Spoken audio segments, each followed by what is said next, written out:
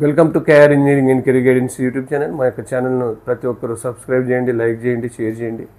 ఆసక్తి గల అభ్యర్థులు పర్సనల్ మెంటర్షిప్ గ్రూప్లో జాయిన్ అవ్వండి. డిస్క్రిప్షన్లో నా యొక్క ఫోన్ నెంబర్ ఉంది. పూర్తి డీటెయిల్స్ ఆ ఫోన్ నెంబర్ ద్వారా తీసుకోవచ్చు. మరి ఈరోజు మనకు అప్డేట్ ఏంటంటే, ప్రధానంగా తెలంగాణ రాష్ట్రంలోని ఫీజు రీయింబర్స్మెంట్ స్కీమ్పై హైకోర్టు ఇటీవల ఒక ఆర్డర్ను రిలీజ్ చేయడం జరిగింది. ఈ హైకోర్టు ఉత్తర్వుల సారాంశం ఏంటంటే, మరి చాలా ఇంజనీరింగ్ కాలేజ్ ఫీజు రీయింబర్స్మెంట్ ప్రభుత్వం నిధులు రెగ్యులర్గా కాలేజీకి ఇవ్వడం లేదని వాళ్ళు కోర్టుకు వెళ్ళడం వల్ల దాని పర్యవసానంగా హైకోర్టు తీర్పు ఇవ్వడం జరిగింది. ఆ తీర్పు యొక్క సారాంశం ఏంటంటే, 2026-27 అంటే ఈ సంవత్సరం నుంచి ఇంజనీరింగ్ అడ్మిషన్స్లో కౌన్సిలింగ్ జరిగినప్పుడు ఫీజు రీయింబర్స్మెంట్ ఎలిజిబిలిటీ ఉన్నవాళ్ళు 100% కావచ్చు, లేదా పార్షియల్ ఫీజు రీయింబర్స్మెంట్ కావచ్చు. ఎవరైనా ముందుగా కౌన్సిలింగ్ టైంలో పూర్తి ఫీజు చెల్లించి తర్వాత ప్రభుత్వం ఫీజు రీయింబర్స్మెంట్ నిధులు విడుదల చేసినప్పుడు మాత్రం అది స్టూడెంట్ అకౌంట్కి ట్రాన్స్ఫర్ చేసుకోవాలని, ముందైతే ఫీజులు చెల్లించాలని చెప్పేసి ఒక తీర్పు అయితే వెలువడించడం జరిగింది.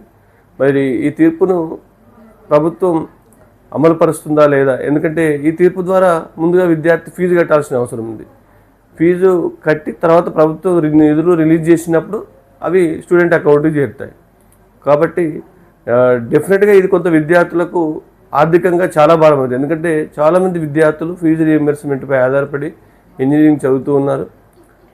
దాదాపు చాలా రోజుల నుంచి గౌరవ ముఖ్యమంత్రి వైఎస్ రాజశేఖర రెడ్డి గారు ఉన్నప్పటి నుంచి ఈ ఫీజు రీయింబర్స్మెంట్ స్కీమ్ అత్యద్భుతంగా నడుస్తూ ఉంది. ఎంతోమంది మధ్యతరగతి పేద విద్యార్థులకు ఇది ఒక వరంలా మారింది.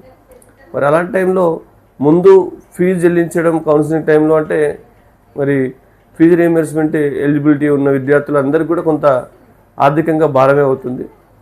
మరి దీన్ని ప్రభుత్వం నాకు తెలిసి ఈ దిశగా హైకోర్టు అమలు యొక్క ఉత్తర్వులు అమలు చేయకపోతే, ఎందుకంటే విద్యార్థుల యొక్క శ్రేయస్సును దృష్టిలో పెంచుకొని పాత విధానాన్ని అవలంబిస్తుందా లేదా హైకోర్టు ఆదేశాలను అమలు చేస్తుందా అనేది మనం వేచి చూడాల్సిన అంశం. మన గైడెన్స్ మాత్రం గతంలో లాగే విద్యార్థులకు ఫీజు రీయింబర్స్మెంట్ వర్తింపజేయాలి. ఎలాంటి ఫీజు లేకుండా విద్యార్థులు అడ్మిషన్ చేయించుకోవాలి. తర్వాత ప్రభుత్వం కూడా వెంట ఇంజనీరింగ్ కాలేజెస్కి నిధులను రెగ్యులర్గా రిలీజ్ చేస్తే వారికి కూడా సమస్యలు ఉండవు. కాబట్టి దీనిపై ప్రభుత్వం ఒక సానుకూల నిర్ణయం విద్యార్థుల శ్రేయస్సు దృష్ట్యా పాత విధానంలోనే 100% కానీ లేదా పార్షియల్ రీయింబర్స్మెంట్ కానీ కౌన్సిలింగ్ టైంలోనే ఇవ్వాలని మన గైడెన్స్ తరఫున కోరడం జరుగుతుంది. మెజారిటీ పేరెంట్స్ అండ్ స్టూడెంట్స్ కూడా అదేవిధంగా కోరడం జరుగుతుంది. మరి దీనిపై ప్రభుత్వ నిర్ణయం కోసం మనం వేచి చూడాల్సిన అవసరం అయితే ఉంది. ఇది కౌన్సిలింగ్ లోపు ఏదో ఒక నిర్ణయం అయితే వెలువడే అవకాశం అయితే ఉంది. Thank you.